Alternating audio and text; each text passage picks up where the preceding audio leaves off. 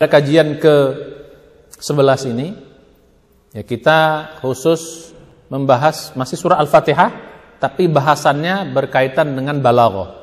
Balaghah itu artinya gaya bahasa Al-Quran. Jadi keindahan Al-Quran itu terletak nanti pada bahasan Al-Balaghah ini. Baru pembahasan tentang balaghahnya, gaya bahasanya.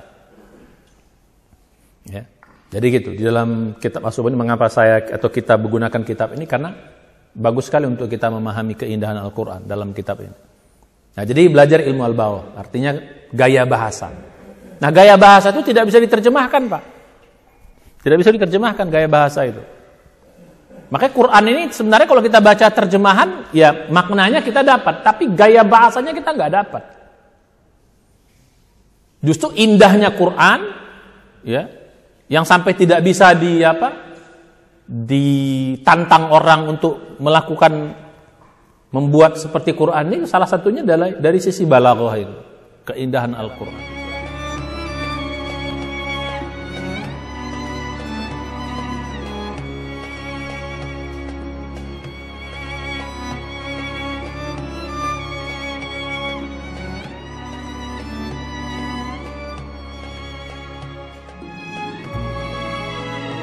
Bismillahirrahmanirrahim. Assalamualaikum warahmatullahi wabarakatuh. Alhamdulillahirrahmanirrahim. Wassalatu wassalamu ala asyrafil anbiya'il mursalin wa ala alihi wa sahbihi ajma'in. Mari kita awali pengajian kita, kajian kita ini dengan baca basmalah. Bismillahirrahmanirrahim. Puji syukur kita panjatkan kepada Allah Subhanahu wa taala yang masih berikan nikmat tak terhingga kepada kita, terutama nikmat iman, nikmat Islam, nikmat menuntut ilmu, nikmat yang paling berharga yang masih Allah anugerahkan kepada kita. Mudah-mudahan nikmat iman Islam dan ibadah ini terus Allah sampaikan hingga akhir hayat kita. Mudah-mudahan semua kita dipanggil dalam keadaan husnul khatimah. Amin ya rabbal alamin. Dan juga nikmat sehat, nikmat kehidupan juga masih terus mudah-mudahan Allah anugerahkan kepada kita. Kita diberi kesehatan, ya, sehingga kita bisa terus beramal soleh. Mudah-mudahan kita juga dijaga, dilindungi Allah dari segala macam penyakit-penyakit berbahaya dan penyakit menular serta keluarga kita. Amin. Salawat serta salam marilah kita sampaikan kepada junjungan kita semua, Nabi besar Muhammad sallallahu alaihi wasallam, dan juga kepada keluarganya, para sahabatnya serta umat yang setia mengikuti jejak langkah beliau hingga hari kiamat. Mudah-mudahan kita semua istiqomah mengikuti sunnah beliau semaksimal yang kita bisa. Mudah-mudahan di hari kiamat kita bisa bertemu beliau, mendapat syafaat dari beliau, ya, bisa masuk dalam surganya Allah. Amin ya rabbal alamin. Alhamdulillah kita kembali kaji tafsir, ya, kitab Muhammad Ali As-Sobuni, kitab Sofatut Tafasir, yang pada kali ini kita sudah masuk episode yang ke-11, ya, ini episode yang ke-11. Bagi yang baru bergabung dalam kajian ini, silahkan lihat episode pertama sampai episode ke-10 untuk menambah wawasan, karena ini saling berkaitan, ya. Mudah-mudahan kita bisa terus mengikuti kajian ini. Nah, pada kajian ke-11 ini, ya kita khusus membahas masih surah Al-Fatihah, tapi bahasannya berkaitan dengan balaghah. Balaghah itu artinya gaya bahasa Al-Quran. Jadi keindahan Al-Quran itu terletak nanti pada bahasan Al-Balaghah ini. Ya, jadi gitu. Jadi kita sudah dalam kaji kitab ini ada 3 pembahasan, ya. Pembahasan pertama itu pembahasan kata per kata dalam Al-Quran. Sedikit kita ulang kaji kata per kata. Jadi makna per kata itu dibahas oleh beliau, ya, Syekh Muhammad Ali As-Sobuni. Jadi kita tahu makna kata per kata. Yang kedua, makna kata itu dimasukkan dalam kalimat. Itu namanya tafsir. Dalam bab tafsirnya atau kajian tafsirnya. Ya. Karena ada satu kata, begitu dia berdiri sendiri maknanya ini, tapi begitu dia bergabung dengan makna yang lain, dia terjadi makna-makna yang khusus. Jadi gitu. Nah, yang ketiga baru pembahasan tentang balaghahnya, gaya bahasanya. Ya. Jadi gitu. Di dalam kitab As-Subhan, mengapa saya atau kita menggunakan kitab ini, karena bagus sekali untuk kita memahami keindahan Al-Quran dalam kitab ini. Nah, jadi belajar ilmu al-balaghah, artinya gaya bahasa. Nah, gaya bahasa itu tidak bisa diterjemahkan, Pak. Tidak bisa diterjemahkan gaya bahasa itu. Makanya Quran ini sebenarnya kalau kita baca terjemahan, ya maknanya kita dapat, tapi gaya bahasanya kita nggak dapat. Justru indahnya Quran, ya, yang sampai tidak bisa ditantang orang untuk melakukan membuat seperti Quran ini, salah satunya adalah dari sisi balaghah itu, keindahan Al-Quran. Nah, hari ini kita bahas. Langsung kita masuk pada kajian kitab ini. Ya, ini agak panjang bahasannya, langsung kita pada intinya saja. Ini ada poin 1, 2, 3, tapi nanti di 3 diulang lagi. Jadi dalam kajian balaghah, ya, yang menyaksikan ini bisa lihat kitab As-Sabuninya, kitab Sifat Tafsir, kajian al-balaghahnya. Ya, ini ada 3 bahasan, 1, 2, 3. Tapi di bahasan ketiga itu sebenarnya diulang lagi 1, 2. Ya, jadi makanya langsung kita masuk supaya lebih ringkas, kita langsung masuk ke ketiganya saja. Karena di bab ketiga ini juga 1, 2-nya dibahas supaya tidak berulang. Ya, kita baca. Ini bahasan balaghah yang ketiga. Qala fil bahril al-muhit. Ya, jadi ternyata Muhammad Ali As-Sabuni ini mengutip dari tafsir yang lain, tafsir yang membahas tentang al-balaghah, namanya tafsir karangan, ya. Jadi bunyi tafsirnya al-bahri al-muhit. Bahr itu lautan, al-muhit itu yang luas, atau bahasa kitanya samudra. Jadi suatu kitab tafsir namanya, ini karangan Ibnu Hayyan, ya, Al-Andalusi, ya, itu sangat bagus, dia berkaitan dengan ilmu-ilmu bahasa dalam kitab Bahrul Al-Muhit ini. Dia berkata, maksudnya penulis Bahrul Al-Muhit ini, Ibnu Hayyan ini, dalam kitabnya, ya, nama kitabnya Samudra. Bahrul Muhit itu samudra, saking luasnya, maksudnya begitu. Wa fi hadhihi surah al-karimati min anwa'i al-fasahati wal balaghah anwa'un. Wa dan fi di dalam hadhihi surah, surat Al-Fatihah ini maksudnya, al-karimah yang mulia, min terdapat anwa' beberapa jenis al-fasahah, keindahan bahasa. Fasahah itu keindahan bahasa, kefasihan bahasa. Wal balaghah dan gaya bahasa. Jadi dia menjelaskan di dalam surah Al-Fatihah, anwa, jenis-jenis itu apa saja. Ternyata di sini ada 10 jenis, dijelaskan di sini ada 10 jenis, ya, atau 10 bahasan tentang keindahan bahasa dalam surah Al-Fatihah itu. Nah, apa yang 10 itu? 1, al-awwal husnul iftitahi wal bara'atu al-matla'. Apa maksudnya? Husnu, ya, baik, al-iftitah pembukaan, maksudnya pembukaan yang baik atau pembukaan yang bagus. Jadi Al-Fatihah itu ternyata dibuka dengan pembukaan yang bagus. Apa itu? Bismillahirrahmanirrahim. Jadi ternyata Pak, dalam balaghah itu Pak, pembukaan itu menentukan apa namanya, suatu pembicaraan. Jadi kalau pembukaannya bagus, itu udah orang udah terpukau semua. Nah, jadi di sini pembukaan, ya kayak main catur lah ya. Main catur itu kan kemenangan kan terletak pada pembukaannya. Nah, kira-kira begitu. Ini pembukaannya indah. Husnul iftitah, pembukaan yang indah, yang bagus. Wa bara'atul matla', hampir sama tuh. Bara'ah itu artinya kemahiran al-matla' di dalam memulai pembicaraan. Al-matla' itu memulai pembicaraan. Jadi keindahan pembukaan Al-Quran dan kemahiran dalam membuka pembicaraan. Apa itu ya? Bismillahirrahmanirrahim. Ternyata Pak, dalam sejarah kalau kita melihat bahasa Pak, orang Arab belum pernah Pak ya membuka suatu apa itu dengan kata-kata Bismillahirrahmanirrahim, belum pernah. Jadi makanya ini terpukau ketika orang dibuat Bismillah ini. Ya, jadi gitu. Itu maksudnya. Jadi maksud pembukaan itu ada kata-kata Bismillahirrahmanirrahim. Itu bahasan yang pertama. Ya makanya kita juga dianjurkan setiap pembicaraan, setiap apa dibuka dengan barang siapa yang membuka dengan Bismillah itu menunjukkan apa yang dilakukan setelah itu pasti sesuatu yang baik, pasti sesuatu yang indah, pasti sesuatu yang bermanfaat. Gitu. Yang kedua, bahasan yang kedua, balaghah yang kedua adalah al-mubalaghatu fi tsana'i li ifadati al-istighraq. Apa maksudnya?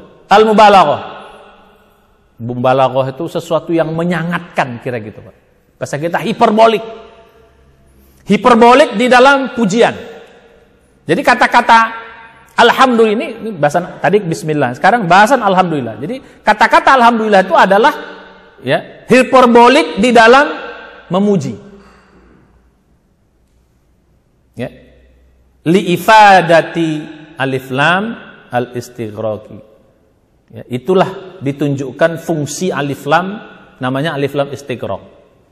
Jadi kata-kata alhamdu itu, Pak, kata-kata hamdu saja itu sebenarnya pujian. Begitu masuk kata-kata al, itu artinya pujian yang berlebih-lebihan atau yang sangat. Nah, kira-kira begitu.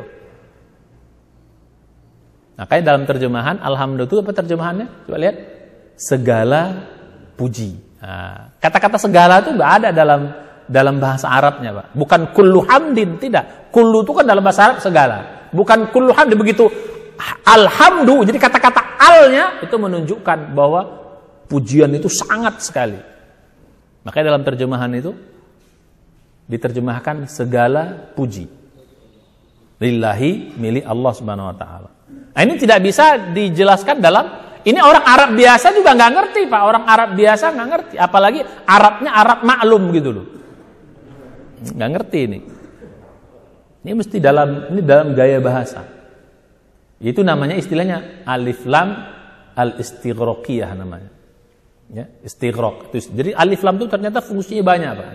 Kalau dalam bahasa kita, bahasa Inggrisnya maksudnya the, kata-kata the. Ya. Kalau rumah itu misalnya sebuah rumah, itu berarti rumahnya umum. Tapi kalau rumah tersebut, kalau bahasa Indonesia pakai tersebut. Ya, kata-kata alif lam itu menjadi the, definite. Atau bahasa kita tersebut, rumah tersebut. Nah. Tapi kalau dalam bahasa Indonesia, rumah tersebut tuh ya nggak ada. Ya, berarti rumahnya udah tertentu. Tapi kalau dalam bahasa Arab, salah satu makna al itu juga maksudnya berlebih-lebihan. Ya.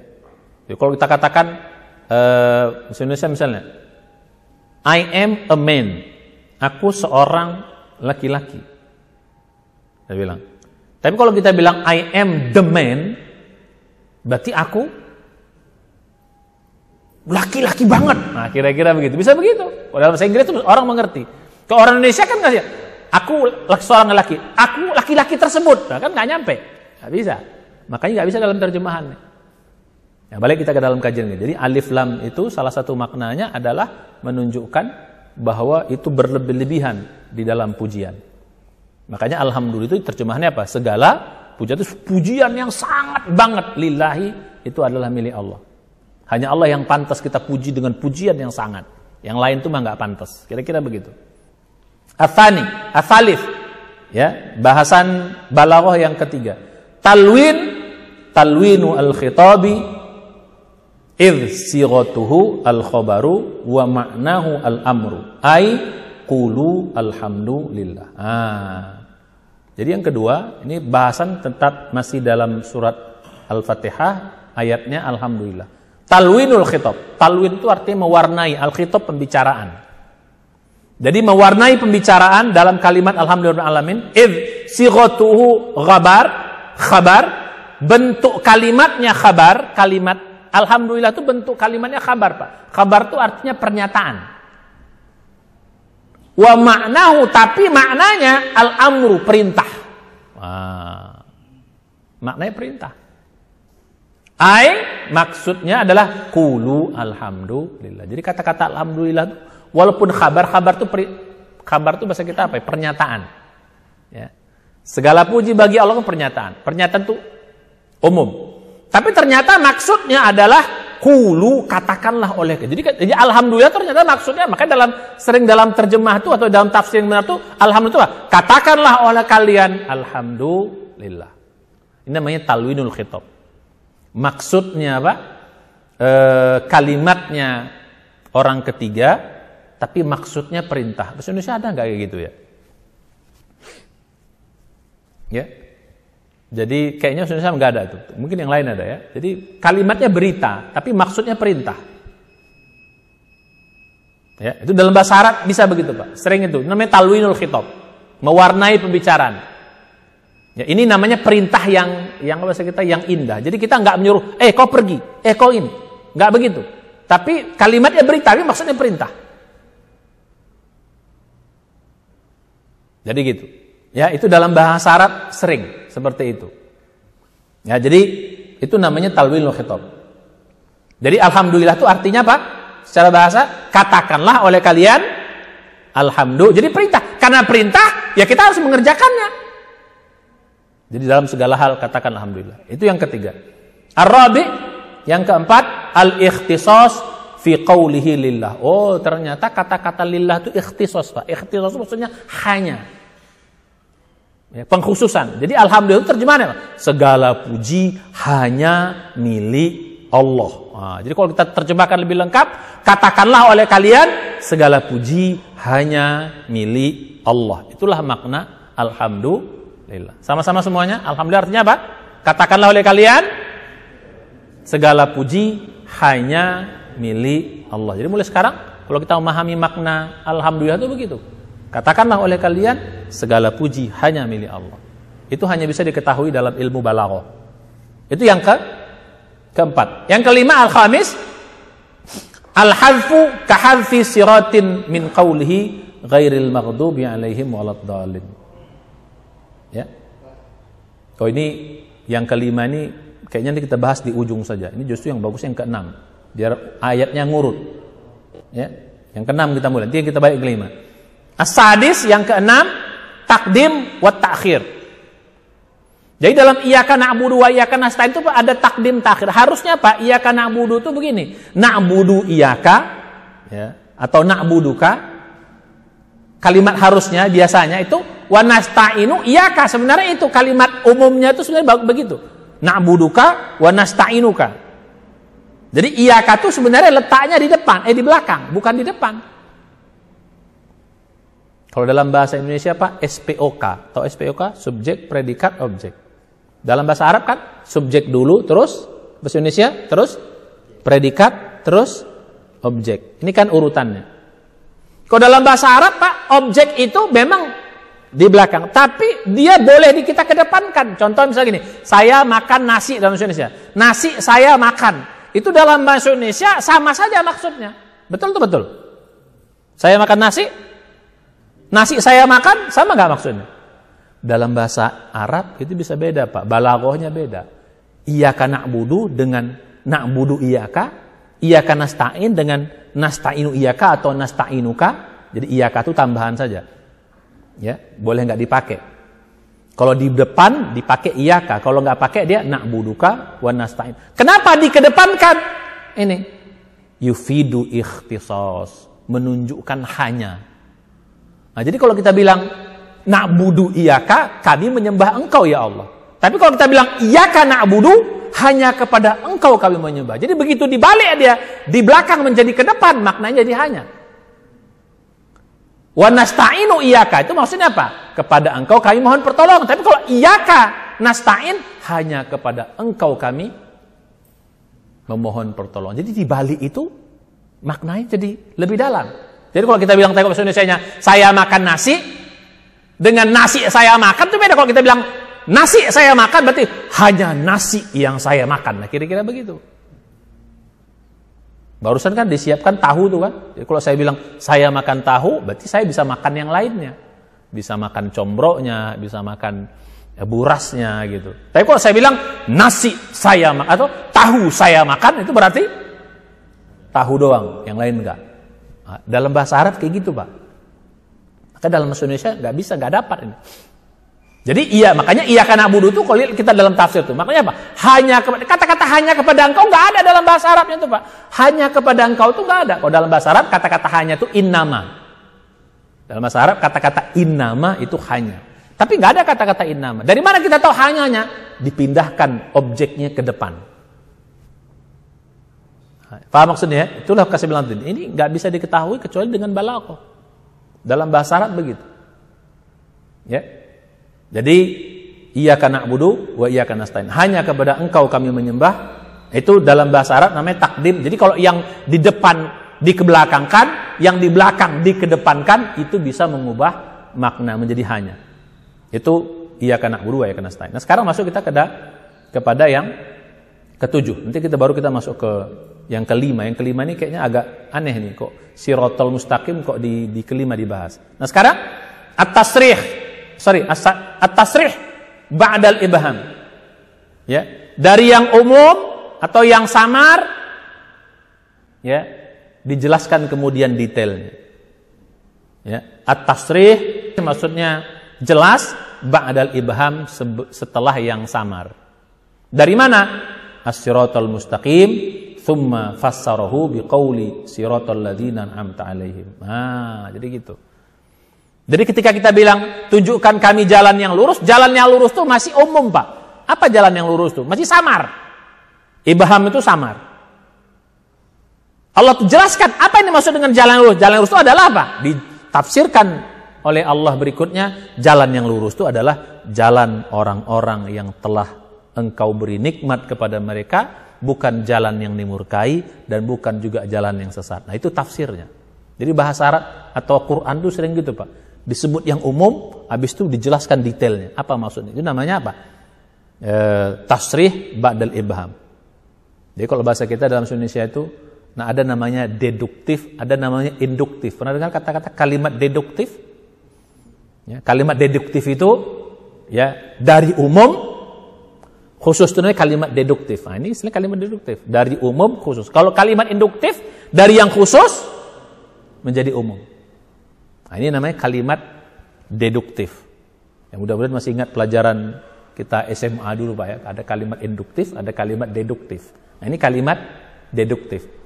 Jadi setelah kita bilang jalan yang lurus, dijelaskan. Apa yang jalan yang lurus tuh? Jalan yang diberi nikmat, bukan jalan yang dimurkai, dan bukan jalan ini. Kata-kata yang tiga ini adalah tafsir dari ihdinas siratal mustaqim. Oh, sekarang balik lagi dia ke 8, balik lagi ke iyyaka na'budu. Nah, ini enggak ngurut ya. Balik lagi nih ke 8, al-ittifat fi iyyaka na'budu wa iyyaka nasta'in. Iltifat itu perubahan subjek. Ya, dari iyyaka na'budu wa iyyaka nasta'in. Iltifat namanya, berubah. Orang ketiga tiba-tiba jadi kalimat orang ke satu atau orang kedua. Ini kan kalau kita bismillahirrahmanirrahim itu kalimat berita, Pak. Alhamdulillah alamin seperti kalimat berita. Ar-Rahmanir-Rahim kalimat berita. Terus ihdinas Maliki yaumiddin kalimat. Tapi iyyaka na'budu udah kalimatnya apa? Kalimat orang kedua, hanya kepada Engkau ya Allah. Ada kalimat kedua dia. Ini namanya iltifat. Terjadi perubahan. Nah, itu juga bahasa Arab tuh sering gitu, Pak. Itu apa? Supaya menarik perhatian orang lain. Kita bicara orang ketiga tiba-tiba jadi orang pertama. Itu kan untuk supaya orang jangan bosan. Itu hebatnya Quran, Pak. Itu bedanya Quran dengan semua kitab-kitab suci lain. Kalau kitab-kitab Bible atau kitab apa itu semua orang ketiga semuanya bicara, Pak. Tapi Al-Quran enggak, kadang orang pertama, kadang orang kedua, kadang orang ketiga. Supaya apa? Supaya yang baca ini enggak bosan. Oh, ini buat aku loh. Oh, ini ada orang pertamanya. Seterusnya begitu. Nah, jadi, ini contohnya ini. Ini kan kalimat apa nih? Iyyaka na'budu ini apa bahasa kita nih? Kalimat orang kita seolah-olah kita ngomong. Tadi awalnya kalimat berarti terus kita ngomong namanya iltifat. Ya, dari apa namanya? Dari bismillah sampai Maliki yaumiddin tiba-tiba apa? Berubah menjadi iyyaka na'budu, hanya kepada Engkau ya Allah kami menyembah, hanya kepada Engkau kami. Dan terus juga ihdinas siratal mustaqim juga gitu. Jadi kalimat doa dan seterusnya. Ya. Nah, itu iltifat. Nah, sekarang kita masuk kepada at-tasih yang ke-9. Ya. Apa yang dimaksud dengan ihdina? Itu namanya thalabus syai'i. Ah, ini dulu kita sempat ingat. Wal muradu bihi dawamuhu wa istimraruhu fi ihdinas siratal mustaqim. Jadi kata-kata tunjukilah kami itu, nah ini saya bilang dulu. Ya. Ternyata meminta sesuatu maksudnya bukan menyuruh sesuatu, tapi justru terus-menerus yang saya bilang dulu. Nah, ini namanya apa ya? Thalabus syai'i, kita menyuruh sesuatu tapi maksudnya bukan menyuruhnya. Justru maksudnya apa? Terus-menerus perbuatannya.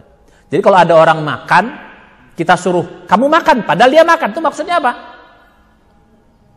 Kau terus makan. Ada orang jalan, dia udah jalan deh. Kau jalan kau ya, padahal dia sudah jalan kau terus. Dalam Al-Quran sering gitu Pak. Contoh dalam Al-Quran misalnya, ya ayyuhalladzina amanu, wahai orang-orang beriman, aminu billah. Wahai orang-orang beriman, berimanlah kamu kepada Allah dan Rasulnya. Kan aneh. Wahai orang-orang beriman, berimanlah kamu kepada Allah. Coba. Padahal dia orang yang beriman. Terus diperintahkan berimanlah. Loh, maksudnya apa itu? Maksudnya apa?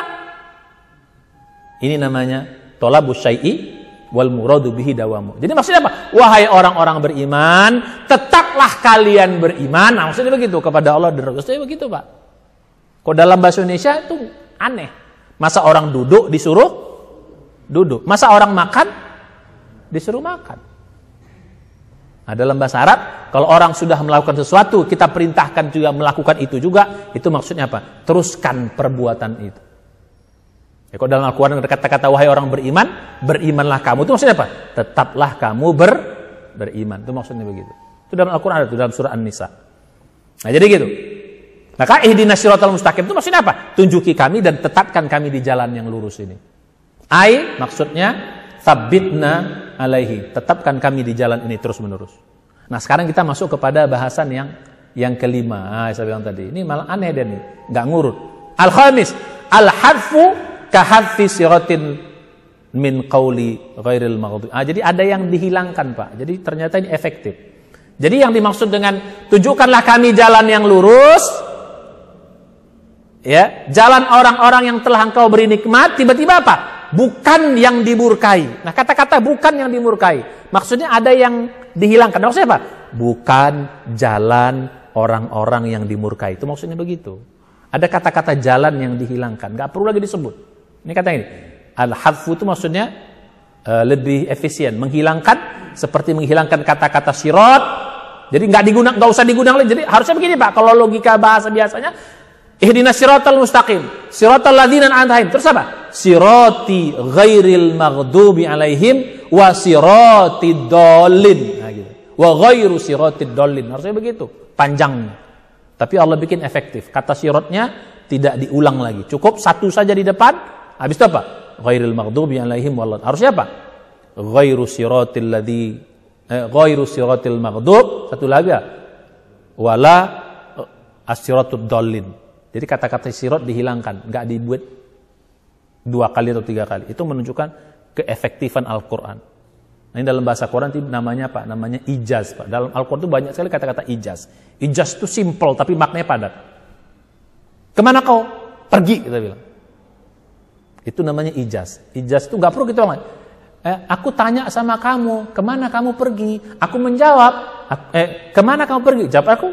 Nah, jadi nggak perlu itu lagi. Cukup, kemana kamu pergi? Nah, itu namanya ijaz, simple. Nggak perlu mengulang kata-kata yang orang sudah. Tidak perlu mengulang kata-kata orang yang. Ini namanya ijaz. Ini tidak perlu diulang lagi. Ya, itulah keindahan Al-Quran. Namanya al-hadfu kahadfi sirat. Nah, yang terakhir bahasan yang ke-10. Nah, ini as-sajak al-mutawazi. Sajak itu irama al-mutawazi yang sesuai.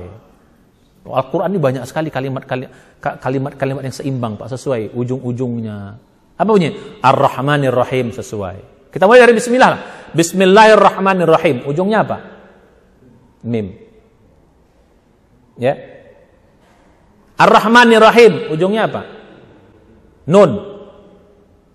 Alhamdulillahirabbil alamin. Nun.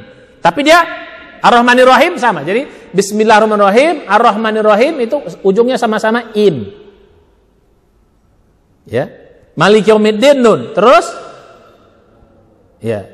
Nah, ini 2. Bismillahirrahmanirrahim dengan ihdinas siratal mustaqim. Jadi 3. Jadi 7 ayat ini 3 yang ujungnya sama.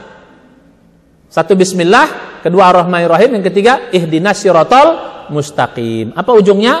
Ya mim. Yang 4 lagi apa? Ya nun. Alhamdulillahirabbil alamin. Terus maliki yaumiddin. Iyyaka na'budu wa iyyaka nasta'in. Baru ujungnya ghairil maghdubi waladdallin. Nah, ini namanya as-saja' tawazi. Seimbang ujung-ujungnya, sesuai ujung-ujungnya. Dalam bahasa banyak kali, Pak. Itu makanya Quran ini nggak bisa ditiru, Pak. Coba nanti buka surah Al-Qamar. Al-Qamar tuh semua huruf ujungnya huruf ro. Surah Al-Qamar tuh surat ke-50 apa? Ke-54. Itu semua ujungnya ro. Ya.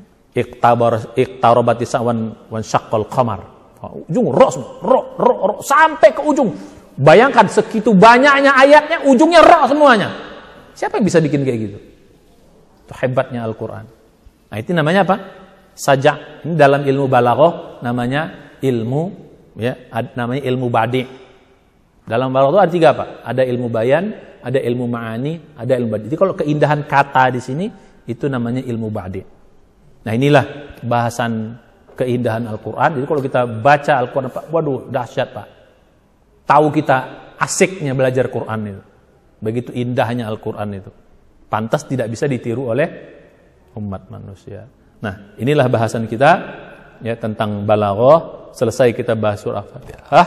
Insyaallah satu kali pertemuan lagi tentang Al-Fatihah, tentang khatimahnya, penutupnya. Ya, mudah-mudahan ini bisa bermanfaat. Nah, makin lama nanti kita mulai tahu keindahan-keindahan Al-Qur'an, insyaallah. Ya, mari kita tutup dengan baca hamdalah. Mudah-mudahan kita makin mencintai Quran, makin rajin mendalami Al-Qur'an, ya, makin faham makna Al-Qur'an. Ya, mari kita tutup dengan doa penutup majelis. Subhanaka alhamdulillah, sallallahu anta, astaghfiruka wa atubu ilaik. Assalamualaikum warahmatullahi wabarakatuh.